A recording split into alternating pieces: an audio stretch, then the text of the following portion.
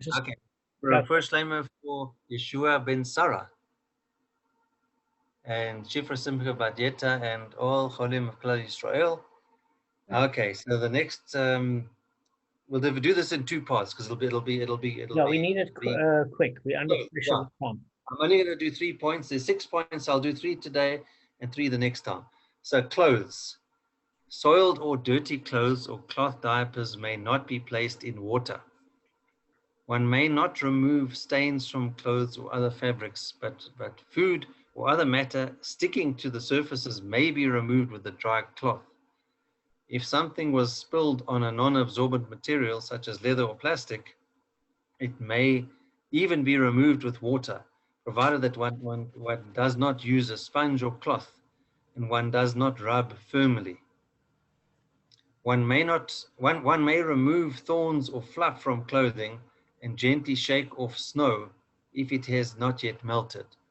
However, one may not shake off dust or water, since these are embedded in the material. A clothes brush may not be used. So basically, um, like a leaf or something that's a solid particle, you can flick off with your finger, you can dust off. That's okay, but not as a liquid because it's if you start rubbing it, you're gonna basically it'll be almost like squeezing the movement, and you're not allowed to squeeze. Do you So think if you just splash water, let's say you got a stain on your shirt, you spilled coffee, can you just splash water on it? You think that would be that okay? might be coloring though. Yeah, you see, that's dyeing. It might fall into the category of dyeing. So it may not be allowed. I don't know if we've done dyeing, but I think that may not be because you might be changing the color by throwing water on it. You're trying to get back to the original color, which is white. Yeah, yeah. So you're not really changing the color. The color's been changed. You want to revert back to where it was. Yeah, Okay, but I understand you. you're dyeing it back to the original color. I understand that. All right, I'll check with Rabbi Abba. I'll come back to you guys. Yeah, yeah. Tell us, yeah, please. Yeah, okay, okay. Thanks. Okay. Stephen. Well done. All right, let's get started.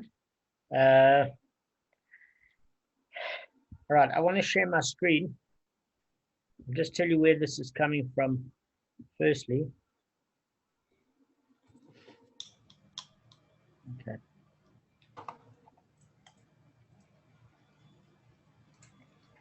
Now, since I have Arthur in person and he's not reading from a small phone, Arthur, will you do the honor of reading this? The rabbis have taught in the Baraisa, if one borrowed an ox on the assumption that it is a tam and it is found to be a muad, if it gored while under the borrower's care, the owner pays half damages and the borrower pays half damages. If one borrowed an ox and it became muad in the house of the borrower and he returns it to the owner and it goes there, the owner pays half damages and the borrower is exempt from paying anything. Good, well read. All right, so guys, listen, this is what we had this banter yesterday, backwards and forwards between the borrower and this accident that happened under his jurisdiction and the person that actually owned the ox. So we've discussed that banter backwards and forwards of what the borrower would say, the owner would say, etc. But there's something I want you to bear in mind here. There's two parts of this particular brisa, okay? So we're going to be dealing with we've dealt with the first part, which was if one borrowed an ox under the assumption that it's tam, and it's found to be muad, and it gored while under the borrower's care, the owner pays half damages and the borrower pays half damages. Because we said the owner never fully disclosed the status to the borrower of his ox. So we've done that yesterday. The part that we're doing today is examining both of those paragraphs. The first one we're doing is this. Can you see? We're looking at the second statement. If one borrowed an ox and it became muad in the house of the borrower, and then it was returned to the owners and it gored there, the owner pays half damages and the borrower is exempt from paying anything. So now, when we go back to our discussion with regards to jurisdiction, okay, with regards to jurisdiction, what does that second statement imply and what does that first statement imply? The one that I put a rectangle around is the second statement. Does it imply If I say, if one borrowed an ox and it became a muad in the house of the borrower, and it was returned to the owners and it gored there, the owners pay half damages and the borrower is exempt from anything, from paying anything. Does that imply that the status changes in the second paragraph, or it stays the same? In other words, does it revert from tam to muad or from muad to tam? Is there a change or is there no change in the part that I've rectangled? As far as I can see, no change. Because you're giving back his animal. You're not actually the owner of it anyway. Okay. So and what you're does not responsible for that. Gavin and Kevin say? I say it does change. Okay, that's what Gavin says. And what does Kevin say? You I can't hear you, Kev. Can you hear me now? No, Now? no, Okay. Now? no, Can you hear me now? no. Still not. Please put it to your mouth, but Now can you hear me? a bit better, yes. Okay, so it doesn't change. It stays muad because it was declared muad.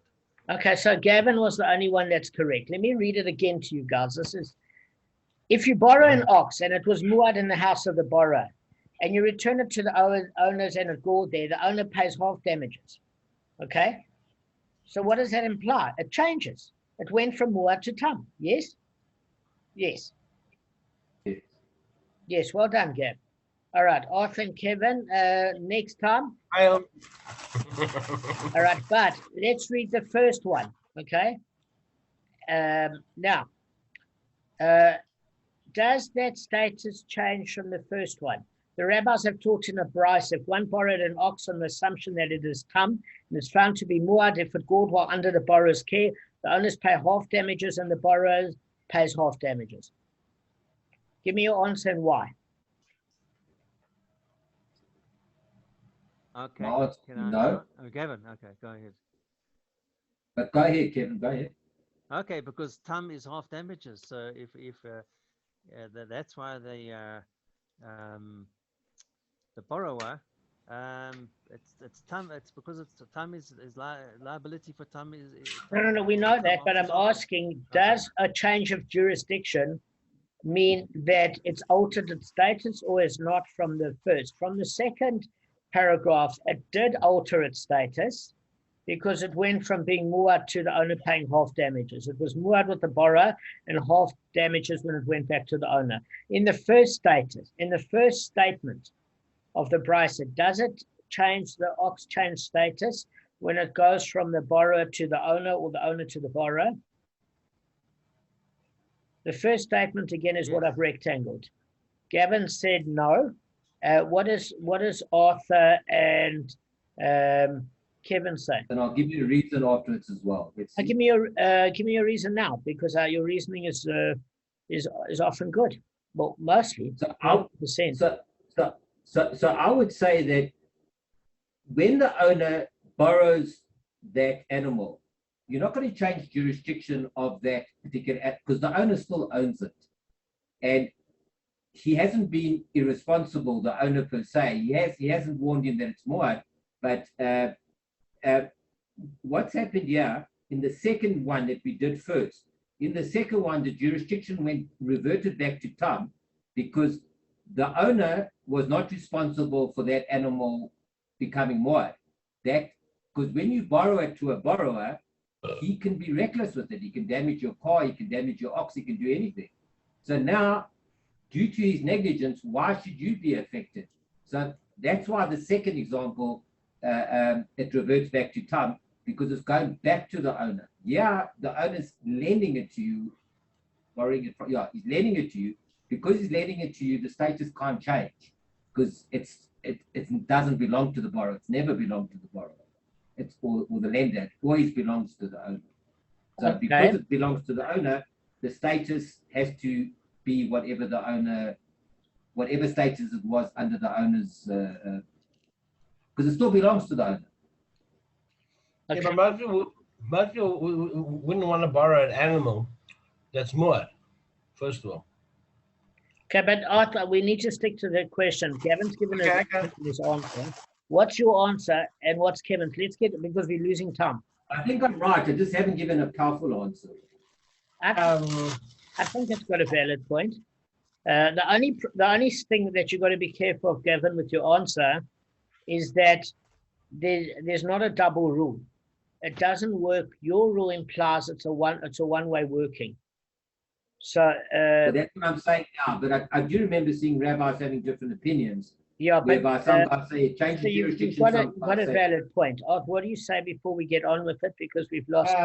I'm doing the fifth at the moment. All right. So guys, fine. At least I've shared with you where we're talking about. So there's a contradiction here. You can clearly see there's a contradiction because if you just read the wording alone without assigning any reason, that's what you got to do at the moment, is we can see that there's a difference. In the first part of the brisa, it implies that there's no change whatsoever with regards to reversion back to tam status. And in the second part, statement of the brisa, there is a reversion back to tam status. That's what the words say clearly, apart from assigning reasons. So there's Can I add something? Is this still with incompetent people though? We have now become competent. Well, it doesn't matter for one particular reason. Is that the reason it brought it in this Gemara? Is the minute you have, generally you have a case of somebody that sells the oxen. There's always an owner. If you sell it to a new owner, obviously it goes from square one, where there's no connection between the previous owner and the new owner. Okay, this is only a case where you've got a custodian, either court appointed or a borrower, etc., where it still belongs to the owner in essence. So the principle is the same. It's exactly the same. That's why they brought the two together, because in the beginning of the stuff, it was talking about mental incompetence, and then it's talking about custodians. The one's court appointed, the other one has a relationship with the owner. Because if they are incompetent and they become competent, any actions that happened with that ox while they were incompetent is not their fault. So now that they become competent, they should be given a clean slate. Okay, I don't want to go back to that part of the Gemara. We've already dealt with two different Tanaic opinions regarding that matter. I'm just trying to justify this. Okay, so we just all I'm saying is just read it literally. The reason why there's two Tanaic opinions is very straightforward. There's some rabbis that hold that we learned in the 15th daf, okay, that an mana cannot pay a creditor with movable property, and that's the basis of it. Only fixed property. And some of the rabbis turn around and say, with regards to damages, it's different because it's not an arrangement between two people. This is damaging the public at large. So it's much more stringent. So there are different opinions. And also the opinion that comes into play is here you've got an agent that's virtually volunteering to look after the animal, apart from you buying a bit of food for the animal at no cost. And if you're making it responsible, then at the end of the day, he's not going to volunteer for the job. The major difference between the borrower and the court-appointed agent is a point, is that you're doing the borrower a favor, okay? Whereas here, the court-appointed agent is doing the owner a favor. So it's like a paid custodian versus a borrower. Because you always have to ask yourself the question with custodianship, who's doing who the favor? Off, everybody, are you asleep? No, it's just a bloody hot shot, bro. Okay. 30-something degrees. So what I'm saying to you is, the question is always, the more you're doing the person a favor, the more they have to obligated in helping pay back any damages they've caused. The more they're doing you a favor because you're going overseas, the less they can say, I want to be involved with the drama. That's the principle that goes throughout this. So the court-appointed agent, we've learned very clearly, doesn't want to render himself obligated. Otherwise, he said, get somebody else and pay them proper. And you can't do that because with one cow, The minute you pay somebody, you might as well eat the cow because it's going to cost more to pay the person than the cow's worth. Do you see the difference? Whereas the borrower, you're doing him a massive favor. He's obligated to you. He's not doing you a favor. That's the major difference between the court-appointed agent of mental incompetence and the borrower from a competent owner, in principle, Gavin. I actually forgot that this is the borrower now. I forgot. We've done that already yesterday. So it's my mistake as well. No. But listen, you brought up a good point, and that's why I'm addressing it. So let's just cover a little bit of ground. So listen, if you clearly saw from the wording, and let's just concentrate on the wording only here. First part, if one borrowed an ox on the assumption that it is tam and is found to be moored while under the borrower's care, the owner pays half damages and the borrower pays half damages. So that implies what? That it actually hasn't changed its status. Otherwise, when it returned back to the owner, why would they both be involved? You get to what I'm saying. So it hasn't changed its statement. It was moored. Under the borrower now, it damaged, and you still have to pay the damaged party. That's why they're splitting the fee. You're paying full payment damages. So this proves that it went from owner to borrower. It stayed moored. Otherwise, neither party would have to pay half damages each. There'd only be one party paying half damages. This is proof on the first part of the brisa that the ox was moored, it stays moored. It goes from owner to borrower. Are you with me? Vice versa. Fine. The second part, guys, is very clear. Is when it's returned to the owners and it goes there, the owner pays half damages and the borrower is exempt from paying anything.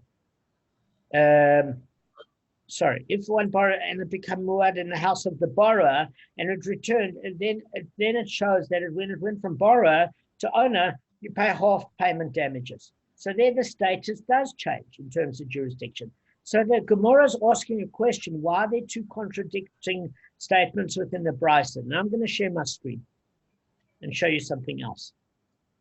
Okay.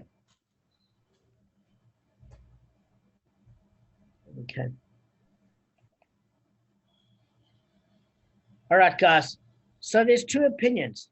So firstly, we need to know that there doesn't seem to be a law difference between borrower to agent and borrower / agent to owner or owner to the borrower statement. We want to look for a bit of consistency. So there are only three opinions, guys. The first opinion is Rav Yochanan. Rav Yochanan says there are two different Tanaim. So basically, the second part of the brisa says, yes, the jurisdiction does change its status, because, by the way, when the Gemara brings up this issue, it doesn't start off with the first part of the brisa, because we addressed the first part of the brisa yesterday. It was only examining the second part of the brisa today.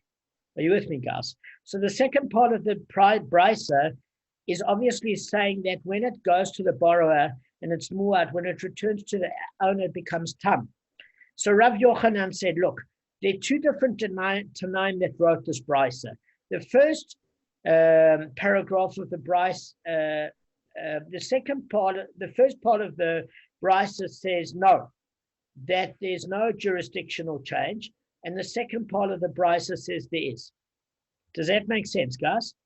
It actually does. Yeah, it says it straight. Yeah, it's straight. He said, listen, of course there's a conflict. They're two different Tanaim. Where the second one discusses it's gone from the borrower and it goes back to the original owner. It goes from what to tam. Yes, the jurisdictional change does occur. If you're looking at the first paragraph, it's done by a different Tana. You said there's no difference. The borrower damaged, you pay muad, and when it went back to the owner, you pay muad. Clear. That's the clearest. Can I interrupt for 1 second? If it worked from the owner to the borrower, that the jurisdiction changed and that it went from muad to tam, then everybody who had a muad ox would just end up lending it out to change the jurisdiction and change the status back to tam. Okay, we'll address that issue. Just keep on that question. Let me Like a come to loophole, just a bit of a loophole. I've just some things I'm thinking of. Carry on. Sorry. More of an observation. You don't have to answer. It's more of an observation. Sorry. Well, it's not, Gavin. It's not really, because the thing of it is, I think if you technically sell the ox and actually earn some money out of it, I think it probably does revert back to tam status under a new owner. If that's the case, why don't you just sell the ox? Yeah. You mentioned that earlier that if it's sold, so it's interesting. I also think it's then you can just sell it. 100%. No, or it might be easier just to get some steak and burgers out of the thing before it really creates havoc. That's all. All right, let me just cover a little bit of ground, because, Gav, I haven't covered that much ground. Go ahead, sorry. So Rabba says it doesn't alter status. Okay, so what do we mean it doesn't alter status? He said, look, it's by 1 tanner, so that it actually has to be consistent. Okay. In other words, what we're basically saying is as follows, is that he said, Rav said, but what are we dealing with here? It's the case where the borrower was aware that hang on a second.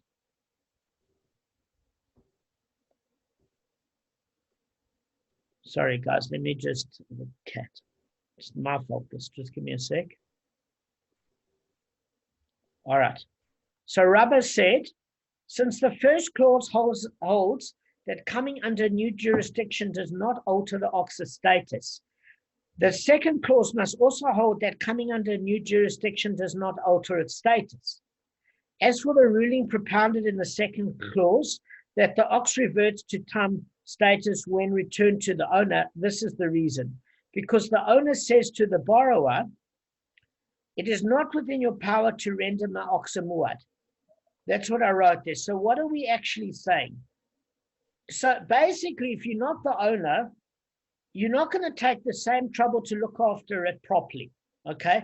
Anybody that's ever run a factory before or run a business knows that when you've paid for the equipment, etc., and somebody's getting paid a daily wage, they never look after it the same way as you do, because you're the one that has to pay for everything, okay? Therefore, he can't render it a muad, because the owner can basically argue, if you would have guarded it properly, it never would have gored. That's according to Rashi. So although the ox is deemed a muad while it's under the care of the borrower, it can't remain one after it's returned to the owners, where it's going to be properly washed over. That's according to Rashba. So according to Rabba, basically, the 2 clauses of the Brisa represent the view of a single tanna. And he holds that coming under new jurisdiction does not render a muad a tam. So it says, although the second clause rules that the animal reverts to tam status after returning to the owners, it's only because its previous muad status was due solely to the borrower's defective guarding. Now, there's a problem that I have with this, Gavin. What do you think the problem is? Just repeat that last. Sorry, I lost focus for a second. Just say it again. All right. So according to Rabbah, the 2 clauses of the Brisa represent the view of 1 tanna. So, and that tanna holds that coming under new jurisdiction does not render a muad a tam. In other words, it doesn't change its status at all. So although the second clause rules that the animal reverts to tam status after returning to its owners, that's because its previous muad status was due solely to the borrower's defective guarding. Okay, that's so that's according to Rashba. Now, you know what the problem is with that? Is that that's a contradiction. It doesn't make sense. Arthur, you're falling asleep. It's the argument that I gave you at the beginning. So I was wrong. I'm saying I based it on this part reading. That's what I said. No, I understand that, but I'm saying it doesn't make sense to me.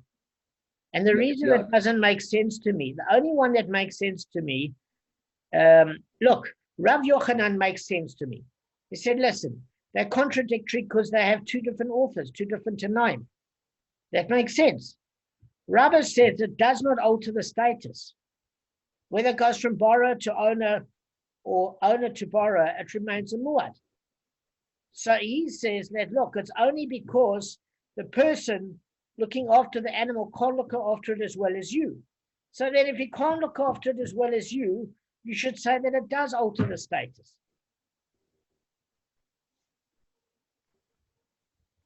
Do you understand Rashba's explanation on Rabba, why I'm battling with it? I'm not saying they don't make sense. It doesn't make sense when I'm reading it in the Schottenstein. Damon, can you hear me? Yeah. So you were saying if it's, geez, I wanted to try and understand what you said there about what Rabba says, doesn't alter the status if a borrower, is it because the borrower has to, he has to accept it in the state that it is. He must be aware. Okay, so hang on, before we assign reasons, let me just give it clear. I own an ox, and Kevin borrows the ox from me. I lend it to Kevin, okay? Let's not put reasons yet. Rav Yochanan said, well, there you have to. He said, listen, the rules are different because they're two different Tanaim that render halacha. The one says that if I have it and it's muad and Kevin has it, or that it's come with me and it goes to Kevin and Kevin makes it muad and comes back to me, it alters. One of the Tanaim says, according to Rav Yochanan Kevin, that the status does change when the jurisdiction goes from a borrower or a court-appointed agent back to the owner. Okay? And Rav Yochanan said that the other Tana in the Brisa disagrees. It says there's no change of status from tam to muad or muad to tam when it goes from the borrower agent back to the owner and vice versa. Rav Yochanan is actually easy to understand. Rabba says, listen, it's one Tana, which says that the status doesn't alter. It doesn't matter, Kevin, if I lend you the ox and it's muad with me, it will stay muad with you, and when it comes back to me, it will be muad. Or if it's come with me, it will be, and you make it muad. It starts off, then when it comes back to me, it remains muad. It's not to say, Kevin, that you can't change it from tam to muad as the borrower, because if you neglect the animal, it becomes muad, but it doesn't revert back to tam when it comes back to me. So according to Rabbah, the status doesn't alter when the borrower or agent returns it to the owner. Let's put it that way. Why do I say, Gavin, it doesn't work both ways? Well, very simple, because the last one that had it always will dictate its status. Am I right? According to all three opinions. That's what I would think too. Yes, it doesn't change, because whoever had it last is, in actual fact, that's the status. The only thing that's discussed is if it comes back to the owner, what's the story? And if it comes back to the owner, and Kevin... It doesn't say it's Tom. It just says he paid half. It doesn't say that it reverted back to Kevin, please give me a chance. No, I'm asking a question. This is a question. I don't know. So what we're saying is we went through this thing with Tom, and does it change status? And the thing of and half payment damages. So we're saying, from what the Gemara that we learned with the court-appointed agent, is that Tom could have been the Muad section. There was the opinion of Rav Yaakov and Rabbi Yehuda. So are you with me? That said, listen, it's paid from the Muad section. Does that make sense? So in other words, the only thing that we're trying to establish here, doesn't matter if it's the borrower or the agent, there's only two possibilities. The last one that had it will determine the status. So let's assume the setup would be as follows. If I'm the owner, it's Tom with me, okay? And now Kevin owns the ox, and it's now become Muad.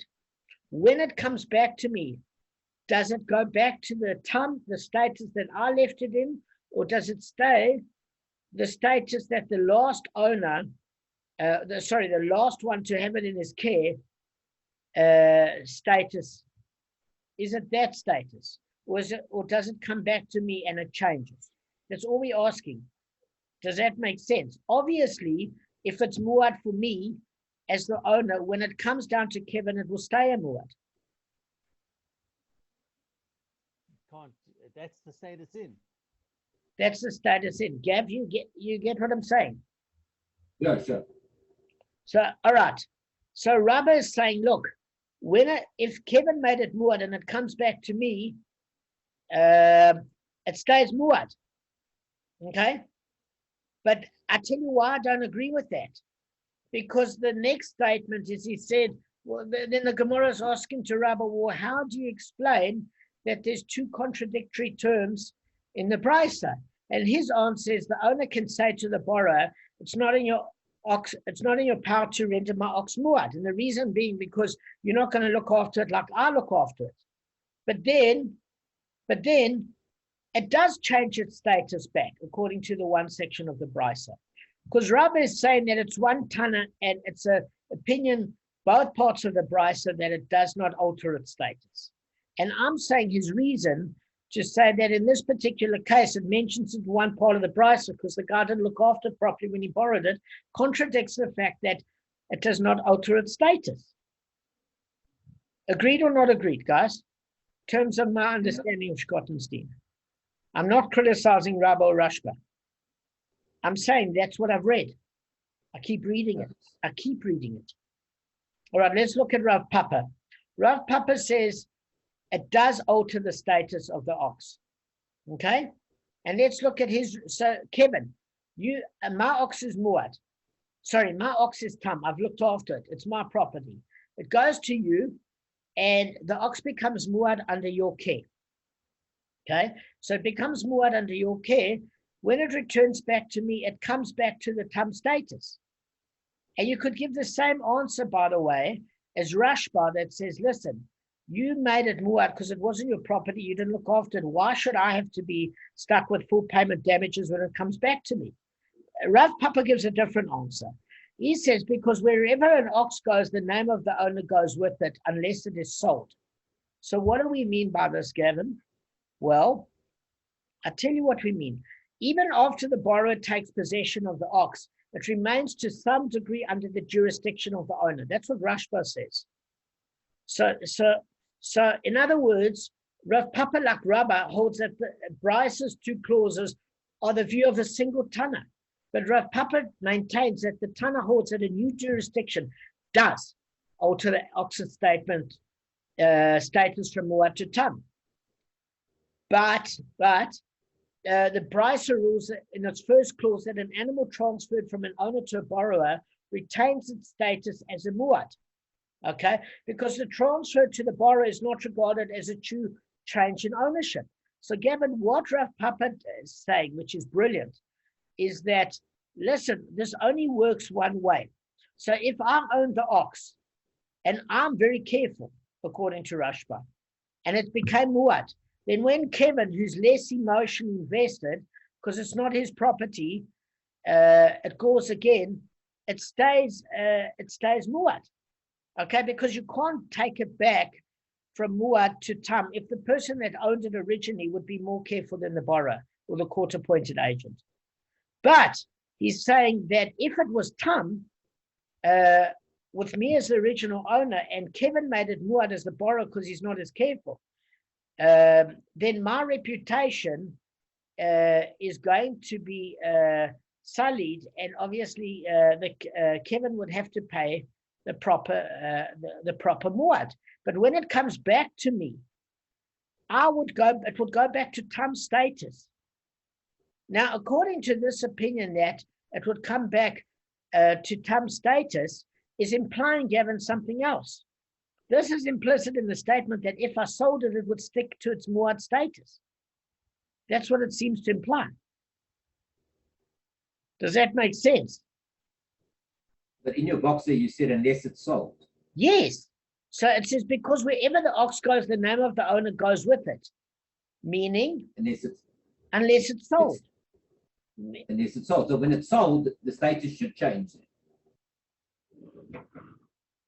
So when it's sold, the status should change, yes, or it returns back to me as the original owner. Correct.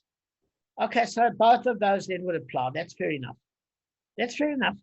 So either when it goes to a new owner, it goes back to Tam, or it goes back to the original owner, it goes back to Tam. According to Rav Papa and Rabbi Yochanan, the first Tana says the same thing as well. Yeah. So listen, I don't know what to say. To me, Rav Yochanan makes it seem pretty clean to me with Rav Yochanan's discussion. I don't know what you think, guys. So is Rav Yochanan very similar to Rav Papa then? No, he's not. He's not like Rav Papa, because he's saying, look, there's two different authors. There's completely different authors. He's saying it's two different authors. That's correct. Yeah. Okay. That's right. Yeah. Okay, that's fine. So he was saying, listen, one agrees with Rabba and one agrees with Rav Papa. Yeah. That's what he's actually saying. The first one agrees with Rabba and the second one agrees with Rabba. Correct. Correct. Actually, no. The first part of the Brisa says it doesn't alter status, which is why the owner and the borrower each pay half payment damages, because the owner didn't declare to the borrower it was muad in the first place. So the first statement of the Brisa states it doesn't change status, and the second part of the Brisa says it does change status. I'll show you. Yeah. That's what I'm referring to. I just might be getting mixed up, but that's what I'm referring to. Okay. So if the owner pays half damages and the borrower pays half damages, if it started off muad with the original owner, and then the borrower didn't know it was muad, the whole reason they're splitting payment is it remains muad, but the borrower might never have borrowed it or looked after it better had he known its status. So that first part of the Brisa implies the status doesn't change. The second part of the Brisa states it does change, because the owner pays for the half damages when it gets returned to him, and the borrower is exempt from paying anything. Mm-hmm. See that, guys? Yep. All right. So that's pretty straightforward. I was actually hoping to fly through this a lot quicker and go through the koffer and finish it. But Gavin, it's not a criticism to you. You must ask questions, but obviously that did affect the pace. But sometimes I think it's better to understand an issue more, even if the pace gets slowed down. Yeah, listen, I was just raising issues that all these guys were talking about, because I'd read it, but I wasn't quite sure who was who. Yeah, but so I'm saying I don't have an issue with that at all. I'm saying sometimes we have to balance, because I wanted to finish this entire daf this session, and we couldn't finish it because your questions were one to clarify confusion, which is correct. You can't go on if you're confused. And I'm a bit confused, because I must be honest with you, Rav Yochanan is the only one that makes more sense to me. It's two separate tonight.